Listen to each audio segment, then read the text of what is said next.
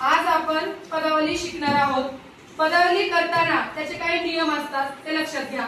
तर पदावलीमध्ये प्रथम जे कंसात असतात ती क्रिया केली जाते आणि जर बेरीज वजाबाकी असेल तर म्हणजे कंस नसेल आणि जर फक्त आपल्याला बेरीज वजाबाकी करायला दिली असेल तर जी क्रिया दिलेली आहे ती क्रिया क्रमाने करायची। म्हणजे जर पहिली वजाबाकी असेल तर पहिली वजाबाकी करायची मग बेरीज, आणि जर पहिली बेरीज असेल तर पहिली बेरीज आणि मग नंतरनी वजाबाकी। पण पदावलीमध्ये जेव्हा बेरीज, वजाबाकी, गुणाकार आणि भागाकार या चारही क्रिया येतात किंवा तीन क्रिया येते तेव्हा आपल्याला काय करायचं असतं, तेव्हा जेव्हा प्रथम गुणाकार असेल म्हणजे प्रथम जर गुणाकार ही क्रिया दिली असेल तर प्रथम गुणाकार, मग भागाकार, मग बेरीज असेल तर बेरीज आणि वजाबाकी असेल तर वजाबाकी क्रमानेच करायच्या।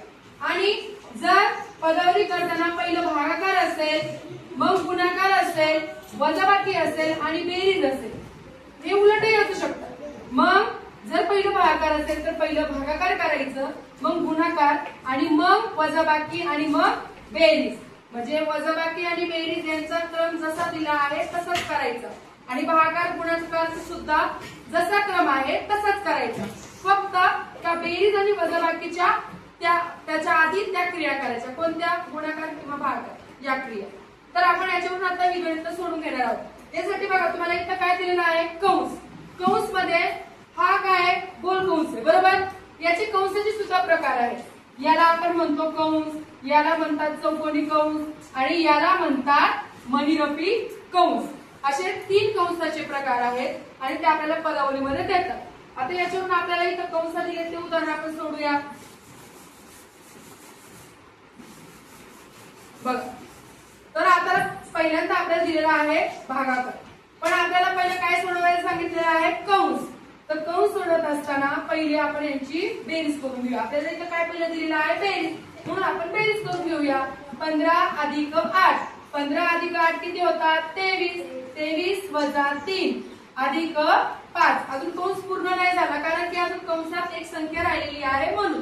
मग आता 80 भागिले 23 मधून 3 गेले किती राहतात? आता कंस निघणार म्हणजे 23 मधून 3 गेले तर 20 राहतात आणि अधिक 5। आता बेरीज आहे आणि भागाकार आहे, तर आपण काय शिकलो का बेरीज आणि भागाकार किंवा गुणाकार वजाबाकी असेल तर पहिली गुणाकार किंवा भागाकाराची क्रिया प्रथम करून घ्यायची।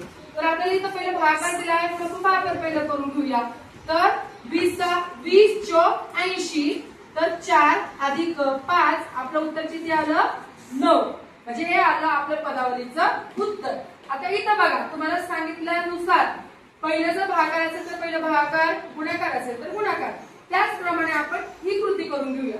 आता याच्यात पहिली कोणती कृती दिली आपल्याला? गुणाकाराची, पण इथं कंस आहे का कुठं? नाही। मग आपण पहिलं गुणाकाराची क्रिया करून घेऊया। 12 गुणिले 5, 12 पंचे 60 अधिक 20 भागिले 10 वजा 2।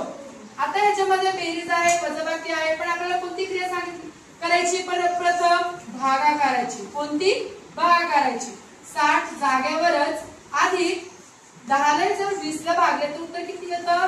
2 वजा 2। आता प्रथम क्रिया कोणती करायची? बेरीज, कारण की आपल्याला क्रमाने कोणती क्रिया करायला सांगितली? त्यांनी बेरीज, म्हणून 62 वजा 2, तर आपलं उत्तर किती आलं? 60। आता याच क्रमाने आपल्याला आयुष ही कृती करून दाखवणार आहे। पुढचं गणित आयुष सोडव।